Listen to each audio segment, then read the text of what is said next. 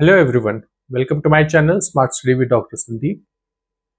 आज का हमारा टॉपिक है Indian theories of psychological development, यानी मनोवैज्ञानिक विकास में भारतीय सिद्धांत। आज का हमारा टॉपिक शुरू करते हैं और बात करेंगे कि भारतीय परिप्रेक्ष्य में मनोवैज्ञानिक सिद्धांतों, मनोविज्ञान के विकास या भारतीय ज्ञान परंपरा के अनुसार, भारतीय ज्ञान के अनुसार मनोविज्ञान क्या है। जब हम इस बारे में विचार करते हैं तो निकल कर आता है कि हमारे जो पुराने ग्रंथ हैं, जो हमारा पुराना ज्ञान है, उसमें मनोविज्ञान के बारे में बहुत सारी चीजें पहले से लिखी जा चुकी हैं, मेंशन की जा चुकी हैं, परंतु समय के अनुपात में वो कहीं ना कहीं पीछे रहती चली गई।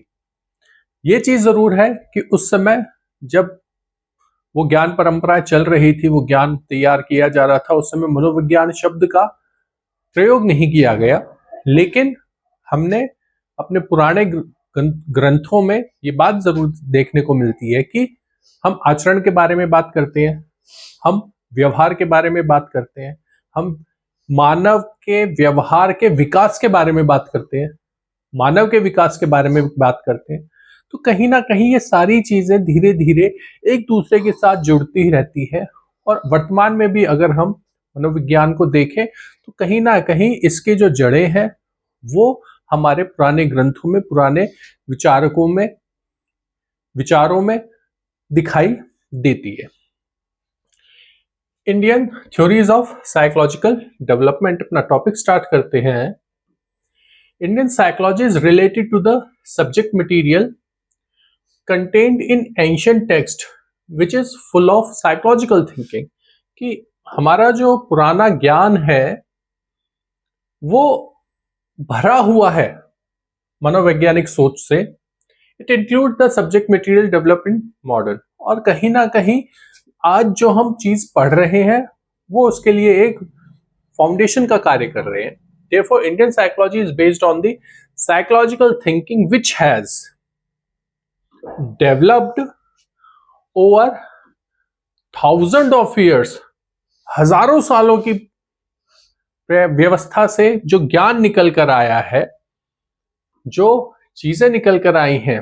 पुराने समय के जो साधु संत थे जिन्होंने चिंतन मनन निधिध्यासन से ये अपने विचार तैयार करे, सोच तैयार करी, नई चीजों की खोज करी, उसका जो निचोड़ है वो निकल कर आया और उसमें मनोविज्ञान के बारे में बहुत सारी बातें लिखी हुई हैं। Indian psychology and other principles related to it can make unique contribution to the happy and welfare life of the entire human race. बहुत इंपॉर्टेंट चीज आ जाती है कि जितने भी हमारे मनुष्य हुए हैं, विद्वान हुए हैं, पुराने दार्शनिक रहे हैं, विचारक रहे हैं, उन्होंने ये चीज हमेशा फोकस करी है कि मानव का सुधार हो, मानव का विकास हो। मानव के विकास के लिए ही सारी चीजें तैयार हुई है। तो जो भारतीय मनोविज्ञान है वो भी कहीं ना कहीं इसी चीज को लेकर आगे बढ़ रहा है। और अगर हम डेफिनेशंस भी देखें, Western scholar Canons has defined Indian psychology in a very simple way. According to him, Indian psychology expresses self। कि भारत का जो मनोविज्ञान है वो खुद को खोजने में, स्वयं का ज्ञान प्राप्त करने में, स्वयं के बारे में जानने में एम्फेसिस करता है। The aim of Indian psychology has been known one self.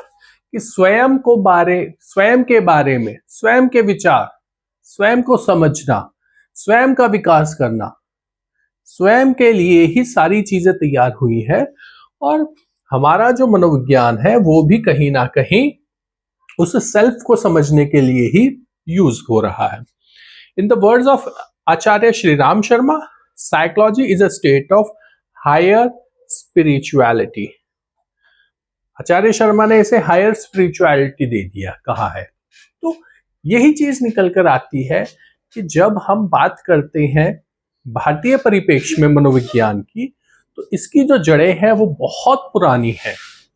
वहां पर ये शब्द यूज नहीं हुआ, मनोविज्ञान शब्द यूज नहीं हुआ, लेकिन आचरण के द्वारा, व्यवहार के द्वारा, खुद को जानने के द्वारा, और बहुत सारी ऐसी प्रथाएं थी, कार्य थे, सिद्धियां थी, जिनके माध्यम से व्यक्ति स्वयं को समझ पाता था, स्वयं के लिए विकास कर पाता था, ज्ञान के आगे बढ़ा पाता था।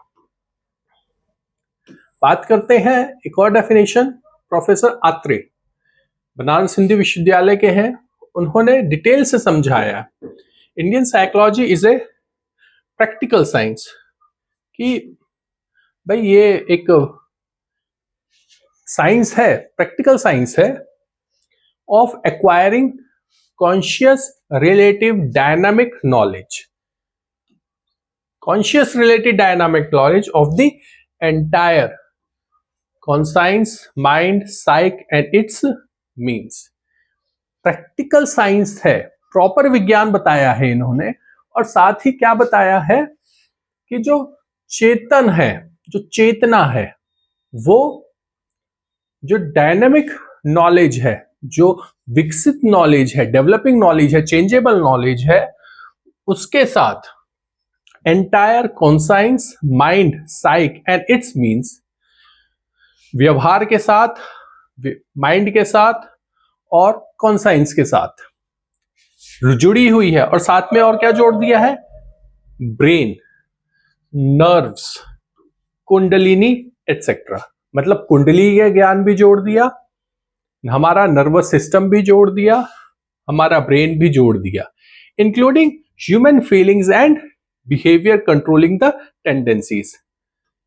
साथ ही व्यक्ति की फीलिंग्स आ गई, उसकी बिहेवियर आ गया, controlling the tendencies of vices through practice and detachment. Practice के भी बारे में बात आ गई और डिटैचमेंट के बारे में, कि अच्छी चीजों का हमें बार बार पुनरावृत्ति करनी है, प्रयास करना है, और बुरी चीजों से बचने के लिए हमें डिटैचमेंट करना है। अष्टांग योग for the attaining Kaivalya and acquiring amazing powers and discriminant by developing the mind.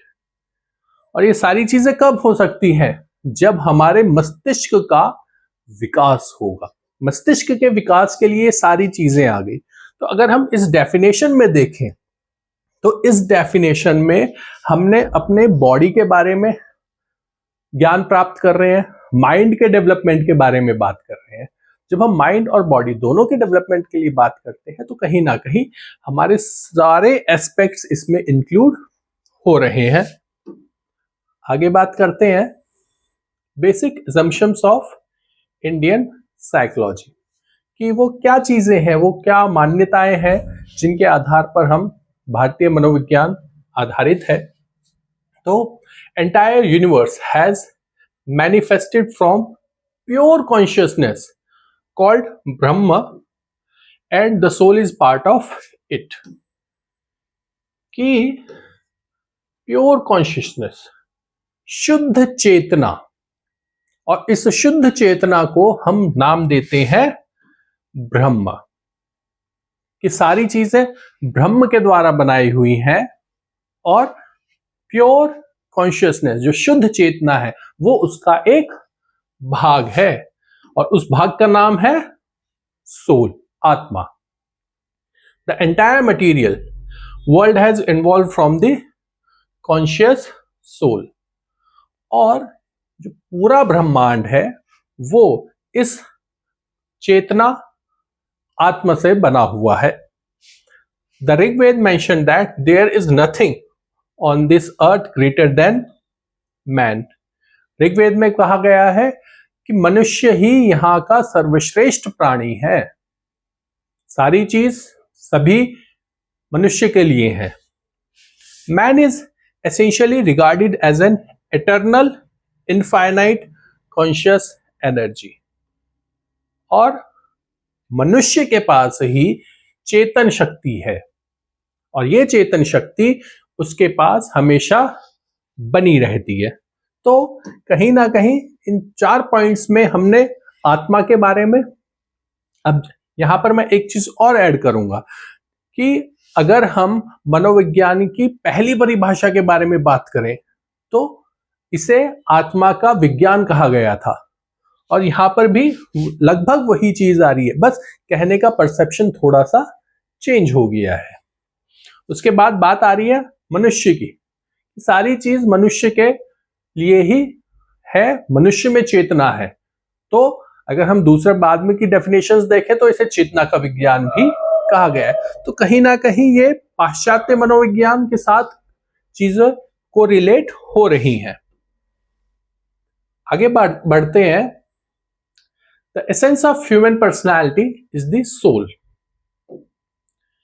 कि व्यक्तित्व के लिए उसकी आत्मा है, which is transcendent and transcendent of body, mind and intellect and regulate of ruler of the same. कि आत्मा ruler भी है और उसका एक पार्ट भी है, कि उसमें आत्मा भी है और आत्मा ही उसे रूल कर रही है। The soul is a part of Brahma and Brahman has 3 aspects. कि जो आत्मा है वो ब्रह्म का ही एक भाग है, और इस ब्रह्म के 3 एस्पेक्ट्स हैं, सत, चित और आनंद। अब सत्य, चित्त और आनंद क्या है? Sat in the soul is the manifestation of action force. कि सत होता है कार्य करने की क्षमता, क्रिया की जो प्रक्रिया है वो हमारा सत कहलाता है। चित मैनिफेस्ट एज नॉलेज पावर। कि जो ज्ञान की शक्ति है, माइंड की जो पावर है, वो यहां पर आ रही है नॉलेज के रूप में चित्त में, और आनंद मैनिफेस्ट हिज विल पावर। कि उसकी जो इच्छा शक्ति है तो आनंद में। तो सत हमारे एक्शन फोर्स, हमारी क्रियाओं को, हमारी एक्टिविटीज को बता रहा है। चित्त हमारे ज्ञान की क्षमताओं को बता रहा है, और आनंद हमारी विल पावर को बता रहा है। तो सत, चित्त और आनंद सभी में अब प्रस्तुत रहते हैं, सभी मनुष्यों में ये है, और इन्हीं के आधार पर उसकी आत्मा का विकास हो रहा है। Individual consciousness is a part of and directly connected to universal consciousness. कि दोनों कॉन्शियसनेस के बारे में बात आ रही है, व्यक्ति की भी और ब्रह्मांड की भी। ये आपस में जुड़ी हुई हैं। हर व्यक्ति की जो चेतना है वो संपूर्ण चेतना, ब्रह्मांड चेतना से जुड़ी हुई है, और ब्रह्मांड चेतना में हर व्यक्ति की अपनी जो चेतना है वो उससे जुड़ी हुई है। तो आपस में ये दोनों चेतनाएं जुड़ी हैं। उसके बाद बात आती है there are 3 forms of knowledge. इन्होंने ज्ञान के भी 3 फॉर्म्स बताए हैं। पहला डायरेक्ट कॉग्निशन, दूसरा इन्फेरेंस, और तीसरा इंट्यूशन। यानी कि पहला प्रत्यक्ष ज्ञान, दूसरा परोक्ष ज्ञान, और तीसरा अपरीक्षित ज्ञान। तो कहीं ना कहीं जो ज्ञान के भी डिवीजन किए गए हैं वो प्रत्यक्ष से बच्चा ज्यादा सीखता है और बाकी से उतना ही कम। फिर बात आती है man is dynamic being who is engage to achieving his destination I to ego. मैं से अहम तक की जो रास्ता है, जो प्रक्रिया है, वो पूरे जीवन भर उसकी चलती है। Life and philosophy are inextricably linked. कि दर्शन और जीवन दोनों एक दूसरे से जुड़े हुए हैं। For a person to attain his full development rebirth is essential. व्यक्ति के संपूर्ण विकास के लिए उसका रीबर्थ, पुनर्जन्म भी बताया गया है, क्योंकि जो विकास की प्रक्रिया है वो एक जन्म में कंप्लीट नहीं हो पा रही। The personal impressions acquired through his karma continue to accompany his from birth to another. और ये डिपेंड करता है उसके कर्मों पर, कि उसके विकास में, उसके कर्म, उसके विकास की प्रक्रिया में उसके कर्म कैसे रहे हैं, जिसके बिहाफ पर उसका अगला जन्म निश्चित किया जाएगा। फिर बात आती है डेवलपमेंट ऑफ इंडियन साइकोलॉजी, कि भारतीय मनोविज्ञान का विकास किस तरीके से हुआ है। अगर हम यहां पर देखें तो basically seen in understood following 4 stages, 4 stages माने गए हैं। पहला आता है pre Upanishad period up to 1000 BC. जब हम प्री उपनिषद पीरियड के बारे में बात कर रहे हैं तो हमारे पास आता है before the advent of Upanishad Vedas are mentioned. सीधी सी बात है, हम सभी जानते हैं कि जो सबसे पुराना ज्ञान है हमारे पास प्रस्तुत, वो हमारे वेद हैं। वेदों में जो ज्ञान प्रस्तुत किया गया है वो हमारा प्रथम ज्ञान है, जो कि आज तक हम फॉलो करते चले आ रहे हैं। तो वेद हमारा फर्स्ट है, mentioned as the source of human knowledge and science. वेदों में पहली नॉलेज है साइंस की और ह्यूमन डेवलपमेंट की, ह्यूमन नॉलेज की।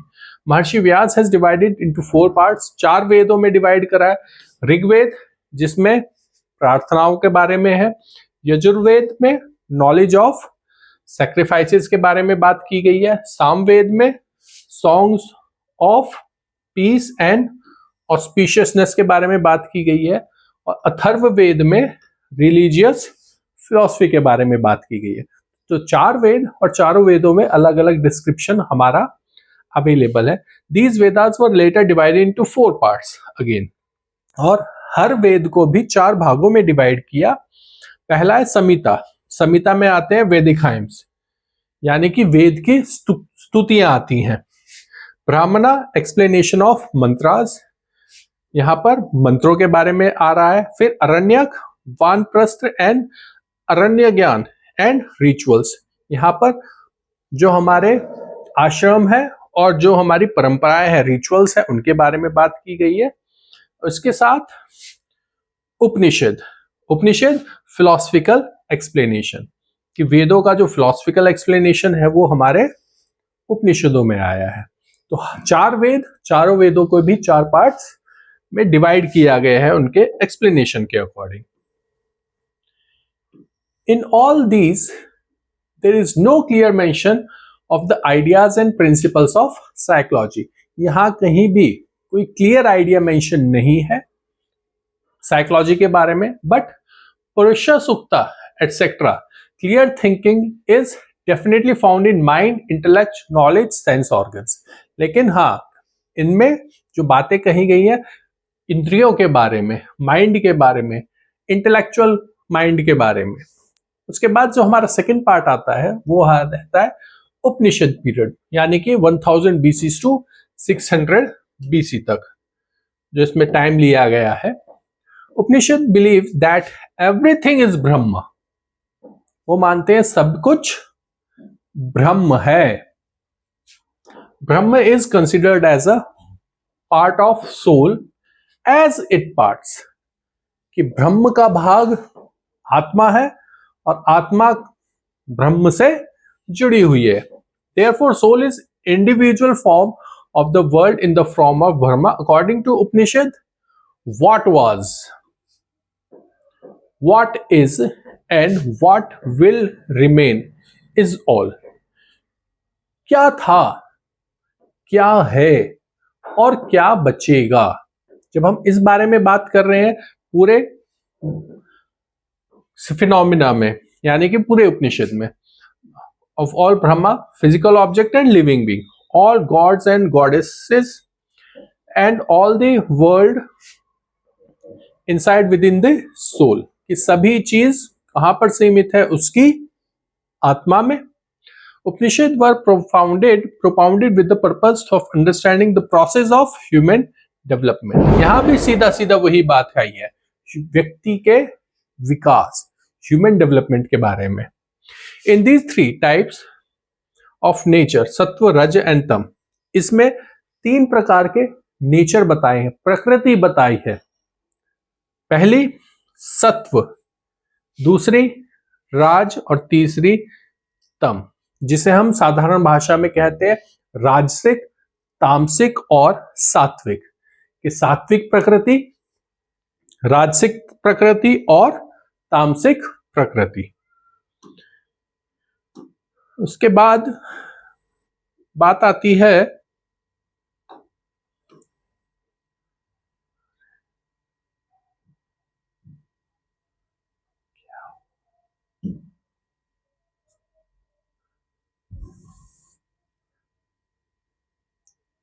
Four stages of intelligence, waking, dreaming, deep sleep and तुरिया। कि जो हमारी इंटेलिजेंस भी है, इन्होंने उसके भी 4 पार्ट्स बताए हैं। उसके बाद जो बात आती है 5 कवरिंग शीट्स ऑफ सोल, कि वो 5 चीजें जो हमारी आत्मा को कवर अप कर रही हैं, जिसे हम पंचकोश भी कहते हैं वर्तमान में। लेकिन बहुत पुराना कंसेप्ट है उपनिषद टाइम का ही पंचकोश भी, कि अन्नमय कोश, प्राणमय कोश, मनोमय कोश, विजनमय कोश और आनंदमय। ये 5 कोश हैं जो कि हमारी आत्मा से जुड़े हुए, एंड माइंड, इंटेलेक्ट, चित्त एंड ईगो। साथ में ये चीजें भी जोड़ दी गई हैं आत्मा के साथ। In the Upanishad, the development of man means to make him conscious, कि मानव का जो विकास है वो तभी जागृत होगा जब उसको चेतना के बारे में उसकी चेतना जागेगी। Such an extent he become aware of his own reality, तभी वो अपनी वास्तविकता को जान पाएगा। That is when uncovers his all inner divine powers, कब? जब उसकी आंतरिक सभी शक्तियां जागृत हो जाएगी, कुंडलिनी ज्ञान यहां पर आ जाएगा। Then we say that the goal of his development is accomplished. The Upanishad even believe that the development of man cannot be completed in just one birth.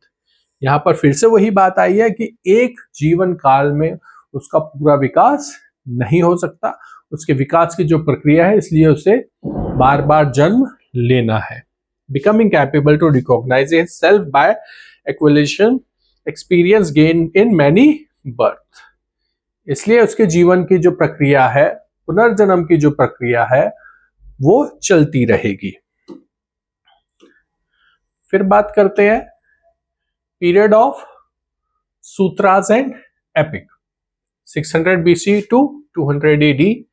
यहां पर जो बात आई है कि in this period mainly Ramayana and Mahabharata appears as the main text। Ramayana और महाभारत इसी काल में लिखे गए हैं, और कुछ नई फिलॉसफी भी आई है, जैसे सांख्य, योग, न्याय, वैशेषिक, मीमांसा और Vedanta. Also developed and Shaiva, Vaishnava, Shakta, Jain and Buddhism, ये कुछ नए धर्म भी इसी पीरियड में डेवलप हुए हैं। तो 2 ग्रंथ आते हैं हमारे, रामायण और महाभारत, 6 फिलॉसफीज आती हैं, और नए धर्म आते हैं जो अपने अपने अनुसार आचरण, व्यवहार, आत्मा, चेतना, इनके बारे में विचार करते हैं। इसके बाद बात आती है भाष्य पीरियड और स्कॉलेस्टिक पीरियड 200 AD ऑनवर्ड्स। यहां पर जो हम देख रहे हैं वो ज्यादातर नाम हमारे दार्शनिकों के, विचारकों के, साधु संतों के, जिन्होंने नए धर्म, नया ज्ञान, मानव व्यवहार, मानव के विकास के बारे में बहुत योगदान किया है। देखते हैं कि many scholars contribute to the interpretation and time and reinterpretation of ancient Indian sculptures। Kumarila Bhatt, Shankaracharya, Shridhar, Ramanujan, वाचस्पति, भास्कर, निबरका, विज्ञान, Bhikshu, Madhusudan, and other have made special contribution to this. Even in last century, scholars like Dayanand, Ramakrishna Paramhans, Vivekanand, Ramtirth, Raman Maharshi, Arvind, Gandhi, Tagore, Vinoba Bhave, classical principles, Swami Akhandanand, Karpatri, Acharya Shri Ram Sharma, and Ram Kinkar Upadhyay have exposed classical psychology by giving spiritual explanation. कि अब इस time में आने के बाद जो हम भाष्य पीरियड के बारे में बात कर रहे हैं, यहां पर इनको जो मनोविज्ञान है वो काफी हद तक डेवलप हो गया था। इन सभी दार्शनिकों विद्वानों ने हमारा जो पुराना स्क्रप्चर है, पुरानी जो ज्ञान, उसको नवाचार करा है, उससे वर्तमान के साथ जोड़ा अपने समय के, और विभिन्न पहलुओं पर, चाहे वो दार्शनिक हो, सामाजिक हो, आध्यात्मिक हो, इन पर भी नवाचार शुरू हुआ कि कैसे हम व्यक्तियों का विकास कर सकते हैं। और यहां पर क्लासिकल साइकोलॉजी की भी बात आ रही है कि हाँ, व्यक्ति के विकास में मनोविज्ञान का एक बहुत महत्वपूर्ण अंग रहता है, जिससे कि हमारा जो व्यवहार है वो सुधरे, मनोविज्ञान सुधरे, और कैसे हम व्यक्तियों में इस चीज को जागृत कर सकते हैं। फिर बात आती है basic elements of Indian psychology कि जो फंडामेंटल्स हैं वो कहीं ना कहीं वही है जो हमारे वेदों उपनिषदों में मेंशन किए हुए हैं। समय के अनुसार उनमें कुछ कुछ परिवर्तन होते चले आए हैं, लेकिन कुछ मेन फंडामेंटल्स हैं जो हम कहीं ना कहीं आज भी यूज करते हैं साइकोलॉजी में। जैसे बात आती है पर्सनालिटी की। इंडियन साइकोलॉजी कंसिडर कफ, यत एंड पित्त, कफ, यत and pitta as the main basis of personality. कि कफ, यत और पित्त को हर पर्सनैलिटी का बेस माना है। Development and explain in the details of 17th chapter of the book Gita. और गीता के 17वें अध्याय में कफ, व्यत और पित्त के बारे में बात की गई है, which consider the 3 types of personality. और इन्हीं के आधार पर 3 पर्सनैलिटी बताई गई है। सात्विक जो कि कफ डोमिनेट है, राजसिक पित्त डोमिनेट है, और तामसिक वत डोमिनेट है। यानी कि जो हमने प्रकृति के बारे में बात करी थी, उन्हीं प्रकृति को आगे चलकर पर्सनालिटी के बेस के रूप में कार्य किया कर रही है। कि अगर सत्व टाइप का नेचर है तो वो सात्विक हो गया, और उसके साथ कफ डोमिनेट जुड़ गया है। राजसिक में पित्त डोमिनेट हो गया, और तामसिक में वात डोमिनेट हो गया। तो जैसा हमारा नेचर है वैसी ही हमारी प्रकृति हो जाती है।